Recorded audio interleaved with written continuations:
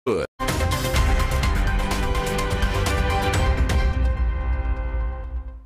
masih menyaksikan Breaking News Kompas TV bersama saya Muhammad Syahriza. Saudara, kebakaran melanda sejumlah rumah di permukiman padat penduduk di kawasan Tebet, Jakarta Selatan. Jurnalis Kompas TV yang saat ini berada di kawasan Tebet, Jakarta Selatan juga masih akan memberikan informasi kepada Anda.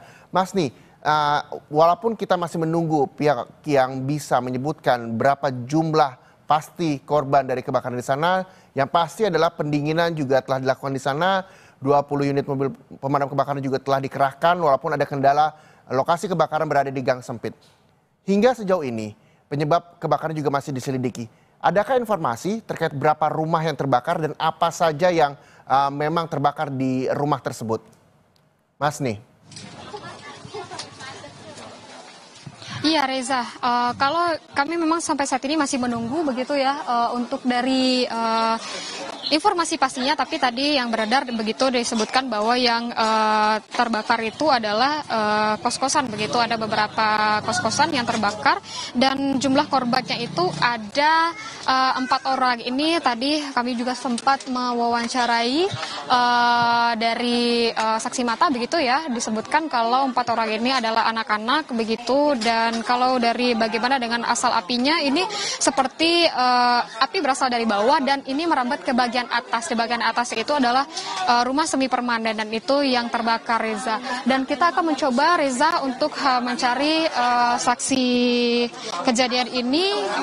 Kita sudah bersama dengan saya dengan Bapak siapa, Pak? Saya Henry. Ya, Pak, boleh dijelaskan Bapak untuk dari kronologi kejadiannya tadi Bapak melihatnya seperti apa? Untuk kronologi saya kurang terlalu jelas banget ya. Intinya saya keluar rumah di saat itu asap udah ke atas, ya kan? Terus saya coba mau masuk ke dalam, tapi saya melihat ibu-ibunya, orang tuanya loncat dari lantai 2, gitu. Dia loncat, begitu. Makanya saya bilang sebenarnya itu masih baru asap aja, belum terlalu besar api, belum terlalu merembet, cuman dari titiknya dari kamar, begitu aja. Yang saya lihat seperti itu, yang saya hadapin seperti itu. Kalau untuk bangunannya seperti apa, Pak? Bisa dijelaskan? Kalau bangunannya nggak layak ya, itu dari triplek semua. Semi permanen begitu? Ya triplek gimana sih? Nah, kalau dibilang semi permanen ya begitulah, triplek dan papan di atas. Penyebabnya sudah diketahui, Pak? Kalau untuk penyebabnya saya kurang tahu. Teman saya nemuin intinya di bawah. Di bawah maksudnya? Di kamar bawah.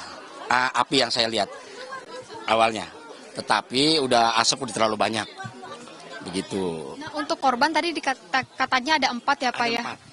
4. Balita semua sih, anak 1 bayi, 3 masih SD-an lah. Berarti itu di satu rumah, Pak? Di satu rumah. Dan pihak pemadam nemuin di satu titik. Dia pada numpuk di situ semua. Begitu. Kalau untuk korban ini dibawa kemana, Pak? Dibawa ke Cipto. RSCM. Berarti waktu kejadian itu tidak bisa diselamatkan apa bagaimana? Ya mungkin orang tuanya aja loncat dari itu, jadi nggak keburu gitu loh. Karena udah panik. Kita pun juga kalau buat nerobos itu api udah besar, udah telat gitu loh. Berarti kan tadi saya melihat ya, Pak, ya, dari sini bisa aksesnya, terus dari belakang sana juga bisa akses ya, Pak. Tadi Bapak melihatnya itu dari asapnya itu yang bagian sana atau yang bagian sini, Pak? Maksudnya? Kan dari gang kecil saya. Dari gang kecil, ada pintu belakang. Itu saya mau coba masuk ke situ. Api memang di situ titiknya. Iya. Kalau untuk orang tua yang Bapak bilang tadi melompat saat ada asap itu, berarti di bagian sana ya, Pak, ya? Bagian sana. Ada di samping mereka orang pada loncat dari jendela ke bawah. Begitu. Berarti ada yang masih dicari nggak, Pak, kira-kira di dalam? Nggak ada sih. Udah pada di bawah semua. Yang korban ke Cipto semua. Iya. Untuk orang tuanya bagaimana? Untuk orang tuanya ngikut. Iya, yang korban sakit ngikut. Iya. Oke. Iya. Itu Reza dan juga saudara tadi dijelaskan bahwa ada 4 korban begitu, dijelaskan bahwa itu adalah anak-anak. Tadi juga disebutkan bahwa dari saksi mata melihat pertama kali itu masih ada asap berasal dari rumah begitu ya, tapi tadi disebutkan bahwa orang tuanya keluar dan ternyata ada anak-anaknya yang tinggal di dalam rumah itu. Tadi untuk akses untuk menyelamatkan memang disebutkan ini ada kendala begitu ya. Kalau kita melihat, kami gambarkan kembali Reza dan juga saudara, untuk dari gang sebelah sana memang lumayan sempit. Ini kalau kita menyusuri dari selang pemadam kebakaran ini lumayan ada sekitar 200 meter ke tempat atau lokasi dari mobil pemadam ini berada. Ini tentunya untuk pemadam ini tidak bisa langsung mengakses ke dalam, jadi harus mengulurkan selang pemadam lebih dulu begitu. Nah, akan ditunjukkan oleh juru kamera Kompas TV, Gania Febrian. Inilah lokasi yang disebutkan oleh saksi mata tadi.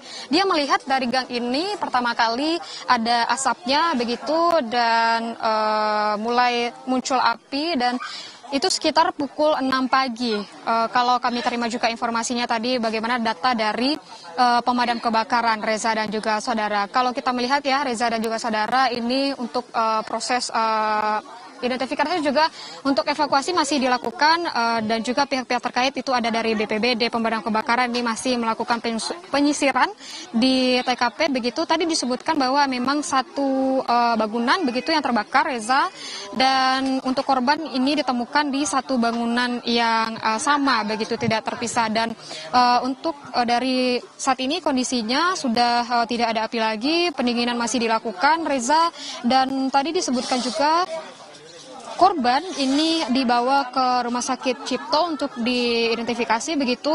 Dan untuk penyebab pasti kebakaran kami juga masih menunggu karena kami melihat dari petugas pemadam kebakaran dari BPBD dan juga suku dinas terkait ini masih melakukan pengecekan di TKP. Dan hingga saat ini kami masih menunggu juga bagaimana nanti keterangan resminya atau keterangan lengkapnya dari petugas pemadam kebakaran Reza. Petugas hingga saat ini juga masih berusaha untuk mengidentifikasi para korban di sana. Gang sempit menjadi kendala petugas pemadam kebakaran melakukan pemadaman, walaupun demikian saat ini juga sudah dilakukan pendinginan di sana. Mas, ini bisa Anda gambarkan seperti apa di sana kondisi gang yang sempit sehingga petugas cukup kesulitan untuk melakukan upaya pemadaman. Ditambah banyak warga juga yang ikut melihat TKP kebakaran. Reza.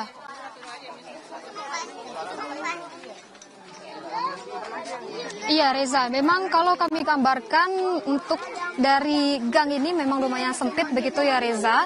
Tadi juga sudah saya jelaskan kalau lokasinya ini berada di dalam gang sempit di padat pemukiman begitu. Nah, untuk dari mobil pemadam kebakaran ini sendiri tidak bisa langsung mengakses tepat di depan lokasi kebakaran karena ini berada di dalam gang begitu Reza, dan memang harus dari pemadam kebakaran nih mengulur dari selangnya untuk sampai bisa ke depan lokasi. Kalau kami gambarkan memang Reza, kalau digambarkan oleh juru kamera Kompas TV di sebelah sini akan ditunjukkan oleh juru kamera Kompas TV Reza, Gania Febrian akan menunjukkan. Nah, inilah gang nanti kalau kita menyusuri gang ini akan keluar atau sampai di jalan yang lumayan besar atau tidak bisa juga disebutkan sebagai jalan raya begitu Reza ya. Tapi kalau kita menyusuri ini akan sampai nanti tepatnya di lokasi mobil-mobil pemadam kebakaran ini berjejer. Tadi disebutkan memang ada 20 mobil pemadam kebakaran. Dan hingga saat ini memang pendinginan masih dilakukan dan juga bagaimana nantinya apakah akan ada olah TKP yang akan dilakukan oleh Polres Jakarta Selatan. Reza.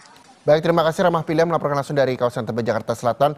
Proses penyelidikan penyebab kebakaran juga masih terus didalami dan saat ini korban meninggal dunia telah dibawa ke RSCM Jakarta dan proses pendinginan juga masih terus dilakukan di kawasan pemukiman padat penduduk di kawasan Tebet, Jakarta Selatan. Terima kasih jurnalis Kompas TV Ramah Pilihan melaporkan langsung dari Tebet, Jakarta Selatan.